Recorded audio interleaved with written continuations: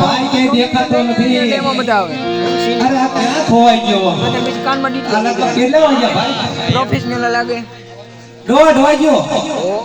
એટલે આ 1:30 વાગ્યો ને અહીંયા અમારો ભાઈ આવ્યો ને આ ભાત લઈને ક્યારે આવવાનો હોય છે તો લાગ ખાલી એને બોલાવો હવે